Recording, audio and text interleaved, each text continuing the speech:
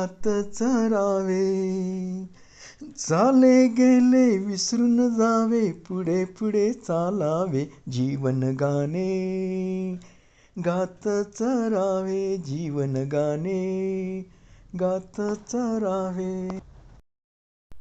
ओम नमो ओंकारेश्वर देवताय नमः. ओम नमः शिवाय. ओम नमः शिवाय. अवधूत चिंतन श्री गुरुदेव दत्त. मंडळी, आपण ऐकत आहात संघर्ष जीवनाचा मार्ग शिवभक्तीचा, हे माझं आत्मकथन, आणि या कार्यक्रमामध्ये आपलं सर्वांचं हार्दिक स्वागत. मंडळी, मागील भागामध्ये आपण ऐकलं की मला आता एक स्थळ आलं होतं, आणि ते स्थळ आणलं होतं माझे मामा, हं? जे चुलत मामा होते त्या मामाने स्थळ आणलं होतं, आणि ते स्थळ होतं अंबाजोगाईचं. हं? आणि हे स्थळाविषयी मामा बोलून गेले. मला त्याने भरपूर समजावून सांगितलं, मुलगी कर, मुलगी खूप चांगली आहे, तुझ्यापेक्षा गोरी, आता मी गोरा नाहीच, पण तुझ्यापेक्षा उजवी, असं तसं मारलं. पण काय झालं आणि काय नाही की मामाने समजा माझ्यावर काही मोहिनी विद्या टाकली का काय मला काही कळलं नाही. परंतु जसे मामा बोलले, हं, तसं माझ्या मनामध्ये कुठंतरी एक, आता बरीक 100% लग्न होणार आहे आपलं, अगर याच मुलीबरोबर होऊ शकतं, काय मला काही कळलं नाही. हं? आणि जसे मामा गेले तेव्हापासून मला सतत त्या मुलीविषयी आठवण यायला लागली. आता मुलगी मी प्रत्यक्ष पाहिली बी नव्हती, फोटो बी पाहिला नव्हता, काही नव्हतं. परंतु काय म्हणतात ना, आता ते वयच असतं तसं. तसं तर माझं वय इतर मुलापेक्षा माझं जास्त झालेलं होतं. हं? इतर मुलांचे लग्न सगळे झालेले होते, मुलं बाळं बी झालेली होती. हं? माझं कशातच नाही. शेवटचा मी निबर्डक नवरदेव त्या काळातला. आता तर सगळ्यांचेच आहेत. आता माझं काही तेव्हा तसं आताच्या मुलांच्या मानानं तसं वय नव्हतं. माझं लय झालं 25-26 वर्ष वय असेल त्यावेळेस. पण त्या काळामध्ये लवकर मुलाचे लग्न होत असत. हं? त्याच्यामुळं सगळ्यांपेक्षा म्हणजे मीच उशिरा राहिलो असं सगळं लोकांचं म्हणणं होतं. गावातल्या लोकांचं, पोरांचं म्हणणं तेच होतं. हं? निबर दोडका म्हणायचे मला जास्त करून. तर सगळ्यात वयस्कर नवरदेव म्हणजे त्या काळातला, आताचा नाही. आताचे 25 वर्ष झाले ते शिकतच मुलं अजून. 32 बी 33 बी वर्ष होईल तरी मुलांची लग्नच होईना गेलेत. पण त्या काळामध्ये 25 वर्षाला सुद्धा लय मनाची मोठा नवरदेव आहे. तर मग गेले मामा, पण मला एक हुरहुर लागली, आणि साहजिक आहे लागणं. आता मला सांगायला मजा वाटेल तुम्हाला, तुम्हाला वाटेल काय बाबा, पण ती खरी परिस्थिती. मला कसं आहे म्हणणं वाटतं की जे आहे ते बोलावं, उगं पोटामध्ये काही ठेवू नये. जसं आपल्याला वाटतं ना ते बोलून दाखवायचं. जे वाटलं ते वाटलं. बोलणं म्हणजे मोकळं वाटतं, मन मोकळं वाटतं. उगाच काही झाकू झाकू ठेवून काय उपयोग नाही. आणि खरंच माझं मन एक मुलगी पाहण्यासाठी एक उत्सुक झालं होतं. हं? आणि कुठंतरी वाटायला की आता नक्की मुली बरोबर या लग्न व्हायलाच पाहिजे. हां.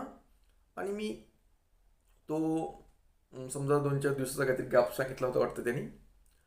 तर मी त्या दिवस म्हणजे आज संपतो, कवा दिवस संपतो, कधी दिवस संपतो असला प्रकार झाला होता. खरं सांगायला काय, एवढं मी उतावळी झालो होतो.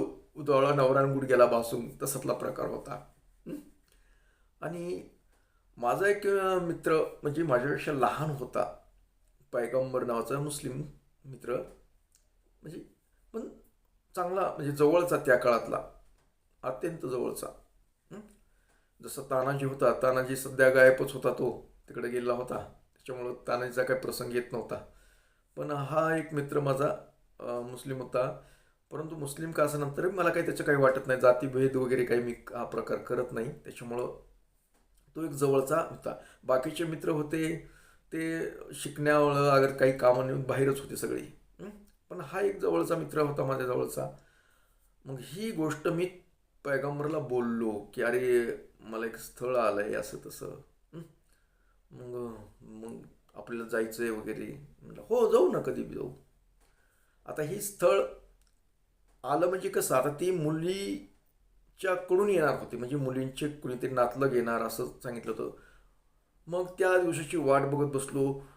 त्या ज्या दिवशी येणार त्याच्या आदल्या दिवशी मी झोपलोच नाही, खरं सांगायचं म्हणजे. तुम्ही म्हणाल काय बाबा हे, हो हो खरं सांगायला काय असते, काय जातंय. मी झोपलो नाही. मी फक्त मनात एकच जप करणं, आणि बाबा ही मुलगी चांगली असावीच, आणि मी नक्कीच तिच्याबरोबर लग्न करणार आहे आता. हं? आणि ह्या मुलीचं नाव काय ठेवायचं तर अगोदरच मी फिक्स केलं की माझी जी पहिली आपलं जी आता मुलगी आता येणार आहे ती, त्याच्या लई दिवसापासूनच मी माझ्या डोक्यात की मी तिचं साधना नाव ठेवणार आहे. साधना नाव काय ठेवतं मी आता, मग जशी मंत्र साधना करतो, आणि ही साधनेमधूनच होणाऱ्या गोष्टी होत्या ना. शिवाच्या साधना, शिवशक्तीच्या साधनेमधूनच मला मिळणार होतं ना, म्हणून मी तिचं नाव साधना ठेवायचं, एक आठवण म्हणून. हं? तर ही आता ही साधना कशा प्रकारची, तिचं मी चित्र रेखाटत होतो मनामध्ये. ही साधना नेमकी काय असेल. हं? आणि असं विचार करता करता तो दिवस उजळला. म्हणजे साधनेचा नाही, तिचे घरचे येण्याचा दिवस उजळला. आणि मग काय, सकाळी आपलं नेहमीप्रमाणे, तसं तर लवकर उठणाराच प्राणी मी. मी आळशी असं दिवस नाही, परत झोपणारा नव्हतो मी. त्या काळात बी झोपत नव्हतो मी कधीच. उशिरा उठलेलो नाही मी, शक्यतो लवकरच उठतो मी. अजून बी तीच पद्धत आहे माझी. मी लवकर उठणं वगैरे, सगळं जिथं आता ती पाहुणे येणार आहेत म्हटल्यानंतर सगळ्या रूम वगैरे साफसफ करून, म्हणजे दुकानाची एक रूम होती, तिथं बैठक होई थोडीशी, तिथं आपलं साफसफाई वगैरे मस्त चकाचक. आता ही गोष्ट करताना माझी आई लईच आगाऊ, खरंच आगाऊ, म्हणजे मजेशीर होती. आई मुरक्या मुरक्या हसायची. म्हणजे तिला, म्हणजे म्हणली बी ती, म्हणजे माझ्या वडिलाला पप्पा म्हणत होतो मी. म्हणली बघा कसं पोरगा आजोबा कसं काम करायला, म्हणली. म्हणजे हळूच बरं का, हां, मला न ऐकायसारखं. हां, येरी म्हणले की जीवावर येतं काम करायला. आज कसं सपसप करायला, सगळं जिथल्या तिथं सामान ही जसं लावायला, असं तसं कुजबूज कुजबूज चालू होती.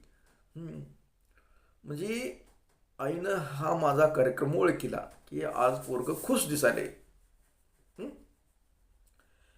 आणि बघता बघता ते त्यांची वाट बघत होतो आम्ही. मग ते आले. आता ते आले म्हणजे आता आपण बी त्यांना पाहिलेलं नव्हतं पहिल्यांदा, त्यांनी आपल्याला पाहिलं, पण त्यांनी जसं सांगितलं त्या पद्धतीने त्या ठिकाणी आले, आमच्या घरी आले. म्हणजे आले की मग अंदाजानं काढलं. आता ते आल्यानंतर आता माझी एक कल्पना होती की समजा मुलीची आई, एक कसं असतं, आई म्हणजे वयस्कर, वय थोडंसं हे असं तसं, तर तेवढे काय नाही, ती एकदम म्हणजे एकदम यंग दिसत होते, म्हणजे माझे सासूबाई होणारी. आणि आमचे सासरे बी राहणे मनाला लई भारी, वयस्कर तसं होतं, पण ती टापटीप शहरामधलं राहणं, खाऊन पिऊन मस्त जिथले तर टकाटक राहणारा माणूस. त्याच्यामुळं म्हणलं ही कोण असतील, मग अंदाजानं कळलं. आता ज्या वेळेस समजा ते आले होते स्कूटरवर. तसं दगड दगड आमचे रस्ता बी का काय एवढा नव्हता, तर आले. मग लावलं की मग झालं पाणी वगैरे असं तसं, मग बैठक की कळलं आता पुढचा विषय. आता मी पोरगाच पुढे पुढे करतोय. आता आमच्या घरामध्ये कोण होतं, दुसरं कोणीच नव्हतं. आईन वडील आणि वन मॅन मी. मी कुण्या माणसाला सांगितलं नाही की या मला पाहुणे येलेत बघायला. मग कारण मी तुम्हाला सांगितलं ना की मी माणसं गोळा करायचं सोडून दिलं होतं आता. फक्त एक सांगितलं होतं माझ्या मित्राला की पाहुणे ना, पण तो गॅरेजवर काम करत होता. गावातलंच एक जणचं गॅरेज होतं त्यांच्याच पाहुण्याच्या संदर्भातलं, त्याच्यामध्ये ते काम करत होतं. त्याच्यामुळं तो काही आलेला नव्हता. त्याला एकट्याला बोललो होतो मी फक्त, असे पाहुणे येणार आहेत वगैरे म्हणून. आणि मग काय आम्ही तिघंजणच माणसं. तर मग झालं. आता ती माझी हालचाल बघून, म्हणजे पोरीची आई, आता ती सासूबाई, पण पोरीची आई म्हणायला थोडक्यात काय, आता त्यावेळेस अजून कुठे सासू झाली होती माझी. मग ती आणि आमचे सासरे बुवा माझ्यावर निरीक्षण करायला लागले, पोरगं कसं करतंय ह्याचं, म्हणजे सगळं त्यांना काही गोष्टी अजब बी वाटल्या, कारण हे पोरगं सगळं करतं इथं. हं? म्हणजे म्हणून की हे पोरगं कोणते नटून फुटून यावा पोरांना बसावा पुढे असला काय प्रकार नव्हता. सगळं सगळं देणं घेणं काय बसा उठा करणारापैकी मीच. वडील तरी आपले थकले, ती काय वडील आपले हे, आणि आई बी एवढं काही नव्हतं. मग ते आले, चहा पाणी वगैरे अशा गोष्टी झाल्या, आणि मग ते सारखं माझ्याकडे बघायले. हं? आता आमची सासूबाई ही, आता पण मी निलाजरापैकी होतो. कसं आहे, मला सवय होती ना माणसात कसं कुठं बोलायचं, असं म्हणजे काही एवढं काही नाही. ज्या प्रश्नाचे काय आपलं बोलत बोलत जे विचारते त्या प्रश्नाचं उत्तर देतो, आणि बिनधास्त की बाबा ही आता पाहुणेत आपले, आणि ही आपली सासू, ही माझा सासरा आहे, म्हणून काही लाजणं पिजणं आमच्याकडे ते कार्यक्रम नव्हता एवढा. हं? मग असं तसं मग काय करतं वगैरे, इकडं तिकडं बाता मारल्या. आमची उत्सुकता होती फोटोची आणि पत्रिकेची, पत्रिका, ह्या दोन गोष्टीची.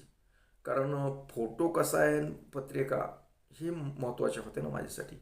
हं? त्या गोष्टी समजा दिल्या, मग फोटो वगैरे समजा पाहिला, फोटो पाहिला, मी फोटो पाहिला. हं? अजून बी माझ्या डोळ्यासमोर तो फोटो येतो. आजच तिला म्हणजे फोन करून बोललो मी की म्हणलं, आलती 2 दिवसाखाली एकदा एक गावातला आमचा मित्र एक वारलेला आहे, त्याच्या म्हणजे त्याच्या मिसेसला भेटायला. काय आमचं सोमवारचा कार्यक्रम होता, त्याच्यामुळं मी मंदिराकडं गर्दी म्हणजे त्याच्यात होतो, पण जास्त वेळ काय आमचं बोलणं झालं. पण ती आली होती, आणि त्याला त्यावेळेस सांगायचं विसरलो की अगाऊन मला पहिला फोटो दाखवलेला तू, हं? तर मला फोटो आहे का, तो फोटो मला फोटो दाखवायचा आहे म्हणलं आमच्या ह्या श्रोत्यांना, जी मी आत्मकथन सांगतोय म्हटलं यूट्यूबवर सध्या, आणि त्या यूट्यूबवर दाखवायची माझी पहिली पसंती कशी येते. हं? असं मी बोललो तिला. पण ती म्हटली फोटो तिथंच घरी येतात कपाटामध्ये, आणि चावी माझ्याकडे येते म्हटली. त्याच्यामुळं आल्या देईन म्हणलं. पण आता म्हणलं मला भाग टाकायचा आहे तो. हं? म्हणजे आता काय तुम्हाला लग्न करायचं आहे काय म्हणली, हे आता एवढं एवढं फोटो मागायला तसं. आता ती काय शेवटी असं झालं आमचं बोलणं आज. पण विषय तिथंच क्लोज केला. तर ते फोटो पाहिला, आणि तो फोटो एक काळसर निळसर साडीवरला फोटो, बघू जर उपलब्ध झाला तर टाकेल मी. तर तो फोटो पाहिला, आणि त्या फोटोमध्ये आता तिचे वडीलच फोटोग्राफर होते, त्याच्यामुळे आपलं व्यवस्थित काढलेला फोटो बिटो होता, साडीवर काळे. तर मला तो फोटो पाहिला की एकदम मला ती मुलगी आवडली. हं? आता तो फोटोचा विषय मागं निघाला होता, म्हणजे मला ती पोरांना पोरगी पसंत करू नये म्हणून मी फोटो दिलता असं म्हणते ती. आता ते खरं किती बोलते ते तिलाच माहिती, जीवालाच माहिती. पण ते म्हणते कधी कधी मागं म्हणत होतं. आता तर आमच्या जास्त भेटीगाठी होत नाहीत. ती कारण बाहेर आंबेजोगाईला राहतात, लेकरं हे तिकडे तिकडेच राहतात ते, मी आपला इथं मंदिरात असतो. पण कधी विषय निघाला मागं मागं, तर ती म्हणायचं मला ते आवडत नव्हता फोटो, मुलानं मुलगी पसंत करू नये म्हणून मी हा फोटो दिला होता म्हणली, आणि ती पहिल्यांदा तो मला दिलेला आहे फोटो म्हणली. आणि तुम्ही तोच फोटो पसंत केला. कशी मस्करीनं कधी कधी होतं आमचं कधी बोलणं. तर ते फोटो पाहिला, आणि काय सांगायचं की माझ्या त्या फोटोनं असं घर केलं की आता मुलगी ही करायची म्हणजे करायची, काही हो हीच मुलगी करायची. नुसता फोटो पाहून इतका बावचळून गेलो म्हणा की ना. खरं बोलायचं म्हटलं ना, खरंच बोलायचं. मनामध्ये वाटलं की आता ही मुलगी काही होऊन करायची. मग इकडल्या तिकडल्या गप्पा वगैरे काय वगैरे बघितलं त्यांनी. एकंदरीत त्यांना घरातलं अगर त्याचा मुलगा बी पसंत पडला, म्हणजे तिच्या आईवडिलाला वगैरे, आईवडीलच होते आलते, त्याच्यामुळे त्यांना पसंत पडलं, दोघं चालते बघायला. मग त्यांना पसंत पडलं, कारण त्यांच्या बोलण्यातून वगैरे जाणवलं आहे, ओळखलं मी की आता यांना पसंत पडलेलं आहे. मग ते म्हणजे जमीन पाहायची वगैरे. मग मीच गेलो त्यांना घेऊन. चालत गेलो तर मी. मग जमीन वगैरे दाखवली. आता त्यावेळेस जमिनीत काही नव्हतं काही पिकं वगैरे, म्हणजे फेब्रुवारीचं हो नव्हतं पिकं. मग दाखवली, ही त्वर आहे ती त्वर आहे, असलं तसलं. मग इकडलं मी जी स्थापन केलेलं शिवलिंग होतं, हं, ते पण दाखवलं. कारण मी असं देवदेवाचं केलं म्हणून. म्हणजे एकंदरीत त्यांना वातावरण ही त्यावेळेस, आता पसंत नसेल पडलं तर ती बाजू वेगळी असेल, पण त्यावेळेस त्यांना आवडली ती गोष्ट की मी देवदेव करतो, अगर काही करतो. मग ते बी सासूबाई आमच्या बोलक्या, म्हणजे आमची मनीषा बी अशी करते, तिला बी खूप देवदेव, तिला नरसिंहाचं आहे, तिला कळतंय वगैरे, अशा गोष्टी पण बोलू लागली. बरं आहे, तुम्हा दोघांचा जोडा चांगला होईल, असं तसं. सासूबाईला बी जणू काही जावाई जन्मात असं आलेलं आहे काय, असं बोलायला लागले ती बी. म्हणजे पुरं ओळख असल्यासारखं. हं? आमच्या सासूबाई बिनधास्त. आणि बोलू लागल्या मग की नाही, तुमचा लक्ष्मीनारायणासारखा जोडा दिसेल, चांगला दिसेल, असं तसं. म्हणजे त्यांना बी एकंदरीत जोडा आवडला. हं? आणि मग त्यांना मी ते मंदिराचं वगैरे तिथलं ते शिवलिंग वगैरे दाखवलं, तिकडे शेतातलं दाखवलं. मग असं करता बोलता बोलता मग झालं ते, सायंकाळची वेळ झाली आणि म्हणजे जातो. मग त्यांना मी वाट्या लावलो. हं? आता आई वडील फक्त दारापर्यंतच आले, तितक्यापर्यंत मी थोड्या वेळ पुढे पुढे आलो थोडं. आणि जा, व्यवस्थित जा वगैरे वगैरे झालं आमचं. आणि वाटं लावलं. मग त्यांनी सांगितलं कधी येतात वगैरे, ह्या पण गोष्टी झाल्या. मग ठरलं ह्या दिवशी जायचं, त्या दिवशी जायचं. आणि मग येतोत म्हणलं आम्ही. आता येतोत म्हणलं, त्यांना वाटं लावलं. आणि मग मला त्या मुलीचा विचार यायला की मुलगी चांगली, म्हणजे दिसायला तर चांगली. आता त्यांनी सांगितलं, पण त्यांनी बोलून दाखवलं की बाबा मुलीला काही येत नाही, एक त्यांच्या अटी. आता इथं तर सगळं खेड आहे म्हणले, ती शहरात म्हणजे राहिलेली, तिला काही येत नाही, चहा आणि पोहे बनवण्याच्या व्यतिरिक्त काही येत नाही. बाकीच्या तिला 4 बहिणी, म्हणजे ती सगळ्यात 4 जणी, आणि ती 2 छोटे भाऊ त्यांच्यापेक्षा. आणि म्हणजे त्यांनी एकंदरीत घरचं पण परिस्थिती सांगितली वगैरे. सगळ्या बाकीच्या करते ते व्यवस्थित, पण ही म्हणले आमचं लाडकं आहे म्हणले. आणि लाडका असल्यामुळं ती काही काम करत नाही, घरातलं काम करू लागत नाही, काय नाही. तिने अगोदर उघड उघड सांगून टाकलं, तिला काही स्वयंपाक वगैरे येत नाही. पुन्हा अजून म्हणताना असं कसं, म्हणलं असू जा, मी शिकवीन म्हणलं, मला येतो स्वयंपाक करायला. तिला नाही येऊ द्या, मी शिकवीन तिला. म्हणजे एवढा पंचटोनी बोललो मी सुद्धा. हां, मला येत होतं ना स्वयंपाक वगैरे, सर्व येत होतं मला. कारण मी असं गाईचं ते तसं असायचं म्हणून मी स्वतः करून खात असं ना. आई जेव्हा कधी करत नसतं, काही नसतं, शेतात गेले की आपलं आपलं करून खायचं, ही अशी सवय होती मला. त्याच्यामुळं ती स्वयंपाक पाण्याचं काही अडचणी नव्हत्या मला. तर मी शिकवीन म्हणलं, ते सगळ्या म्हणलं ते सगळं. आता पण आपल्याला करायचीच मुलगी म्हणल्यास, आता ही स्वयंपाकाच्या बाबतीत अडाणी, तिला म्हणजे घरातलं सारवण माहीत नव्हतं.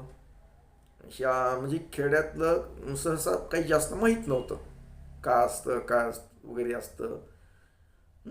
कारण तिचा जन्म शहरामध्ये झालेला, आणि आम्हाला तर नाद भरला शहरातलीच करायची आता तर. कारण त्याचं कारण बी असं होतं की मी ठरवलं होतं, आता प्रत्येकजण काही ना काही अटी घालायचे, आणि त्या अटी काही मला मान्य होत नव्हत्या. आता ही बिना अटीचं भागलं होतं. कारण ह्याने काही लगेच जागेवर त्यांनी कुठली अट घातली नाही की काय घातली नाही, काय नाही. पसंत केलं केलं केलं गेले, वाटलं, मग आमचं ठरलं जायचं. आणि तो दिवस मग उजळला. मग तोपर्यंत आम्ही ती भावाला बी सांगितलं की असं असं एक अंबाजोगाईचं स्थळ आलेलं आहे ना, आपल्याला मुलगी बघायला जायचं आहे. ते भावाला म्हणजे बोलून घेतलं म्हणा भावाला, भाऊजाई वगैरे. आणि हे तर मी मित्राला सांगितलं आपल्याला जायचं आहे म्हणून. ते भावानं काय केलं की हे त्याच्याबरोबर त्यांचा एक मित्र होता, म्हणजे मित्राचा त्यांच्या कामाला असायचा मुलगा, तो काशीनाथ नावाचा आहे, तो बी अजून. मग त्यांचे जसं माझा हे पैगंबर जसं जोडीदार होता, तसं त्यांचा ती जोडीदार होता. मग त्याला बोलले ते आणि ते दोघं जण आले गाडीवर. हं. आणि आम्ही ही पैगंबर आणि मी, म्हणजे आम्ही एकंदरीत 4 लोक. आणि दुसरी गोष्ट म्हणजे अंबाजोगाईमध्ये एक आमच्या गावचेच, म्हणजे का आमच्याकडेच बऱ्याच दिवसापासून संबंधातले बिभीषण आबा म्हणून. हं? कारण त्या आबाला आमच्या म्हणजे वडिलांनी एक व्यवसायामध्ये लावलं होतं, मार्गदर्शन केल्यामुळं त्यांचे आमचे चांगले संबंध होते ते. आता हे बिभीषण आबा ही मोठे माझ्यापेक्षा, खूप मोठे.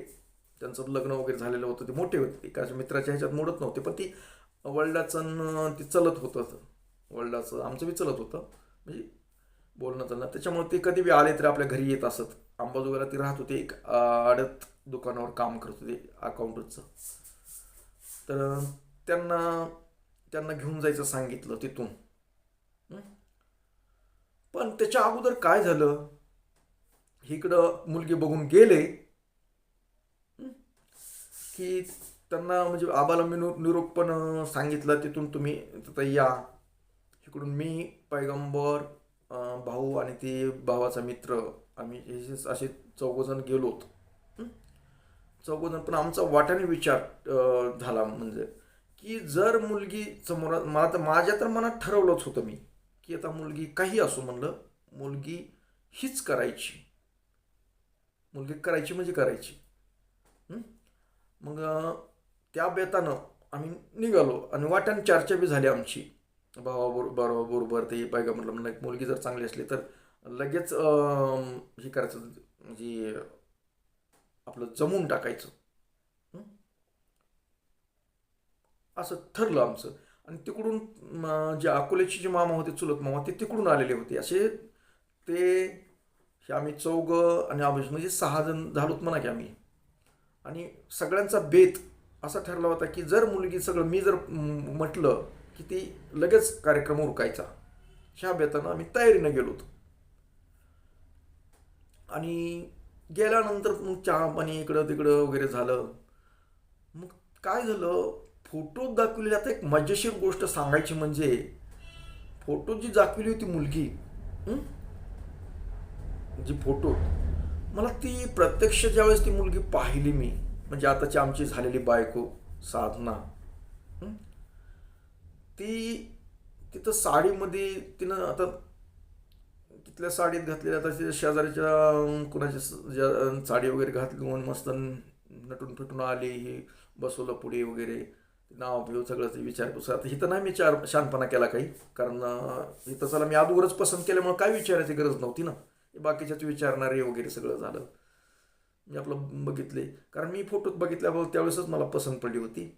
आता ही पण तिथं प्रत्यक्षात बघितल्यानंतर मुलगी थोडंसं वेगळीच वाटायली मला. नाही, चांगली वाटत होती, पण ही फोटोतली मुलगी नाही, ही मला कुठंतरी काहीतरी वाटायला लागलं. काय देव जाणीन काय झालं, की माझं मन जरा हे झालं, विचलित झालं. कारण आपल्याला फोटोत जी दाखवलेली मुलगी आहे ती वेगळी दिसते, आणि हिथं प्रत्यक्षात बघितलेली मुलगी ही वेगळी दिसाली. मग माझ्या मनात काहीतरी आपल्याला फसवणूक तर होईल नाही ना. हं? काहीतरी घोटाळा, ही माझी धाकधूक. मग मला ते बोललं आमचे ते, म्हणलं आबा, म्हणलं भविष्य आबाला म्हणलं म्हणलं मुलगी तर वेगळी दिसाली. म्हणलं कसली वेगळी? ते आबा जरा आगाव होतं. पण मामाने म्हणलं आमच्या, मामा मला फोटोत दाखवलेली मुलगी नाही हो. मी असं बाहेर आल्यानंतर, असं दरवाजा, आम्ही बाहेर तिथं झाडाखाली, उमरात झाड होतं, झाडाखाली बसलो, तर चाळू चर्चा केली. मग उभं राहिलो, म्हणजे काय रे तुझं काय गोळ कुरकुर कुरकुर करायला लागलं. म्हणजे काय आहे तुझं, काय आहे नेमकं? म्हणलं मामा, म्हणलं मुलगी वेगळी हो, म्हणलं बदलली काय की मुलगी ह्याने. म्हणजे बदलली म्हणजे काय येडवून कसं बोलतोस? नाही म्हणलं, मला फोटोतली मुलगी जी होती ती नाही म्हणलं ही मुलगी. कशावर म्हणतो नाही, तीच मुलगी आणि दुसरी कोणती? नाही म्हणलं मुलगी. आता तिथं घोटाळा काय होता, तिथं तिला पुन्हा तिसऱ्या 3 बहिणी, ही जे 4 जणी. हं? मग हिच्या पाठीवरली एक बहीण होती. मग हिच्या पाठीवरली बहीण उंच होती, आणि फोटोत मला उंच दिसत होती मुलगी. हां, फोटोमधली उंच मुलगी दिसत, आणि ही थोडी जरा उंचीला कमी. आता इथं माझा पहिल्यापासून घोटाळा काय होता, उंचीचा घोटाळा होता. मला उंच मुलगी पाहिजे होती. मग तर ती असं आजवरच वागल्याने थोडीशी उंची म्हणजे त्यांच्यात जी मुलगी होती म्हणजे त्याची धाकटी बहीण हिच्यापेक्षा पाठीवरली, तर तिच्यापेक्षा उंची हिची कमी होती आणि मला फोटोमध्ये उंची जास्त दिसली होती. मग मी उंची ही बघूनच हो म्हटलं होतं ना, अगं मनामध्ये बसली होती माझ्या. आता ही तो उंचीला कमी वाटेल म्हणून माझ्या मनात आलं का आपलं तर काहीतरी हे होतंय का. पण ती माझ्याकडे बोलण्याकडे दुर्लक्ष केलं आणि नाही नाही सगळ्यांनी मग चांगले म्हणलं की तिने त्या लोकांनी बी काय केलं म्हणले ठीक आहे ठीक आहे. मग आमच्या भावानं वगैरे तिथून त्या भावाच्या मित्रानं ही जाऊन तिथून एक साडी आणि चेन घेऊन आले मार्केटमधून जाऊन आणि लगेच म्हणले कुंकू लावायचं म्हणले. हे कुंकू लावायचं सगळ्या गोष्टी ठरल्या, ते फोटो सगळं काढणं, पण माझ्या मनात कुठंतरी दुख दुख दुख दुख दुख दुख होईल. करायलाही मोठं खरं ही, पण आपल्याला काहीतरी फसवणूकच होईल काहीतरी. कारण मुलगी फोटोतली ही नाही. म्हणजे एक मन थोडंसं विचलित झालं माझं मन, काहीतरी प्रॉब्लेम आहे.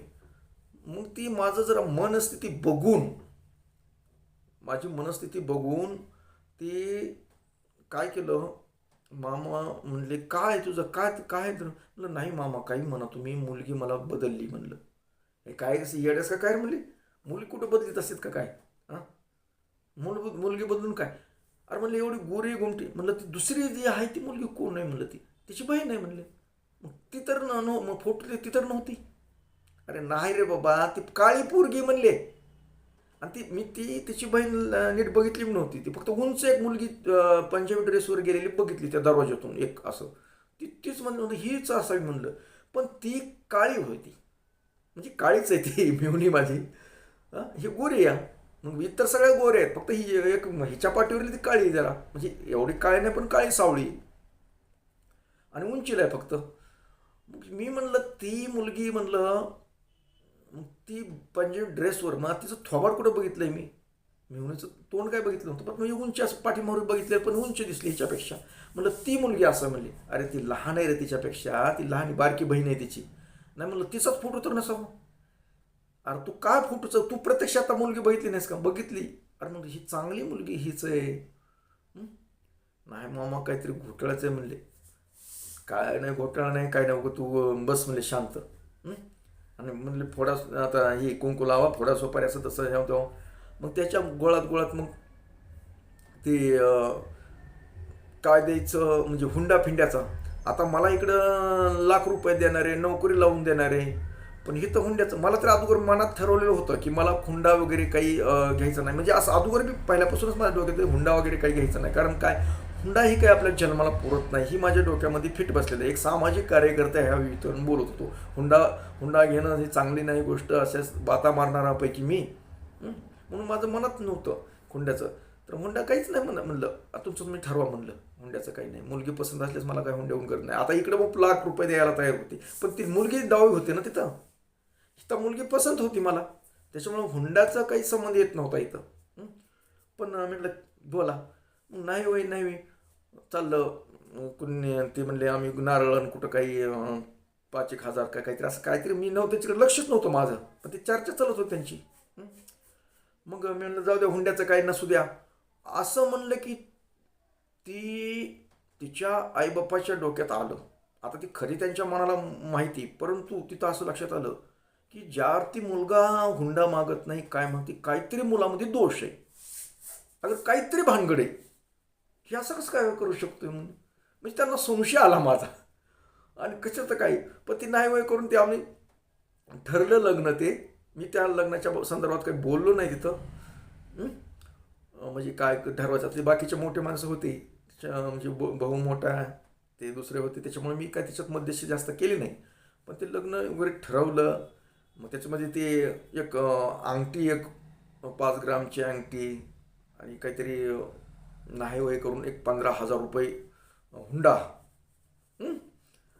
आणि लग्न करून तर लग्न काय साधं सिंपल करायचं. मला कोर्ट मॅटर करायचं सगळं, मला काय असं नाही लग्न करायचं. कारण मला का असं करायचं की बाबा ही फक्त विधी करायचा म्हटलं, पण लग्न खर्च नको. कारण ह्यांची परिस्थिती बघून मला की अगोदर बी माझ्या डोक्यात नव्हतं की लग्न भारी करावं असं काही नव्हतं. फक्त विधी करावा लग्नामध्ये. विधी हा महत्त्वाचा असतो इतर गोष्टीपेक्षा, याच्यावर माझा पहिल्यापासून भर होता.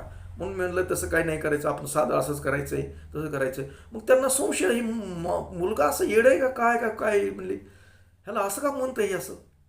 म्हणजे त्यांना माझ्या संशयच यायला लागला वरचीवर.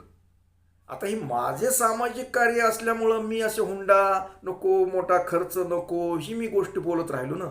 पण ते लोक वेगळा अर्थ काढले त्याचा.